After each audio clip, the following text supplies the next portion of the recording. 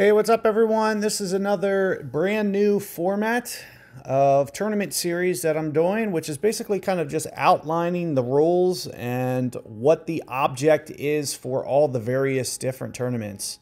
I've been putting together some of these videos, so if there's a specific format you're looking for, just search for that format type and you'll easily be able to find it. This one is going to focus on clear the table pool tournament. And once you click on it, you'll see, some basic generic rules. Some of the things that I typically try to pay attention to is how many stages are we talking about? And what is the object? So you can see it's just called clear the table. So the difference between clear the table versus clear the stripes is the fact that with the clear the stripes, you're going to see that there's a lot of blocker balls on the table. When it's clear the table, your object is to clear the table. Clear all the balls on the table.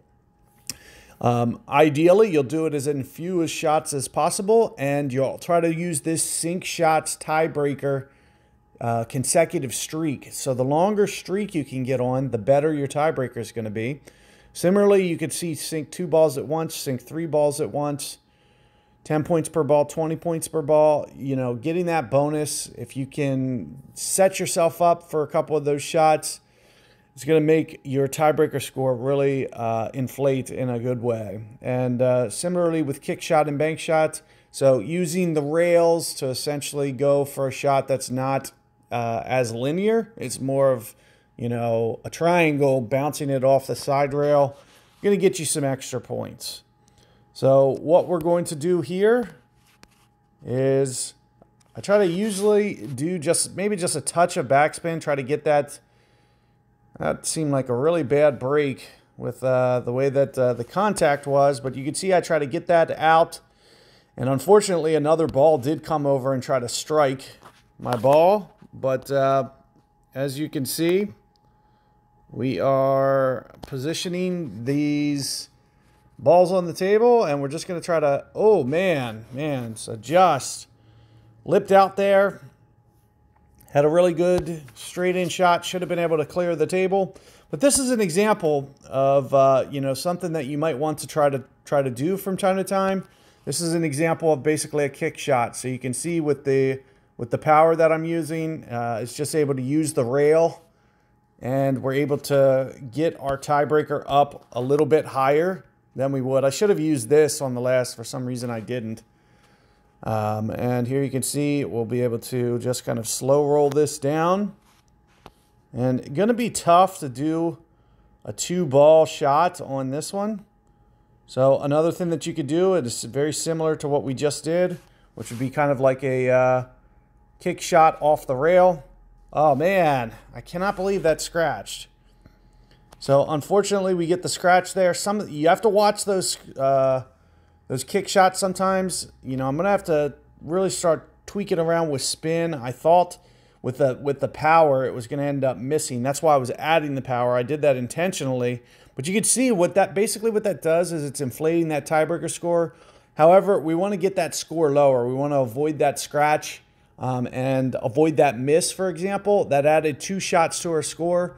But the other thing that we have is, on a lot of these formats that you see, you'll have the restarting available. So you can see, if you're unhappy with, the way that something went down, you're easily able to reset the table and just kind of start over. So if I wanted to kind of try to increase my tiebreaker, try to get it to where I don't have, a missed ball, for example. And even that 1 ball might go in, so that's a 2 ball. So right there, that's a 2 ball. So we got 2 consecutive shots, which is just one of those things that's just going to kind of raise this tiebreaker. And now we're at 3 consecutive shots. We can come over here, try to aim this one at the pocket like this. And just like this, we're on a 4 table run. Don't really have anything that's a kick shot available. But we will be able to here. So always be thinking about shots like this. And you can see that's exactly what I'm trying to do. It looks like we're a little bit away from the pocket. I'm going to just try to freehand this a little bit, see if I can get it to go. And sure enough, I was, and slow enough to avoid the scratch. But all that's increasing your tiebreaker. And you can see with the 5-score 86, it's really aggressive. You know, 86 over 7 rounds. If we could average that, we're talking 500-600 points. So that's a really strong tiebreaker.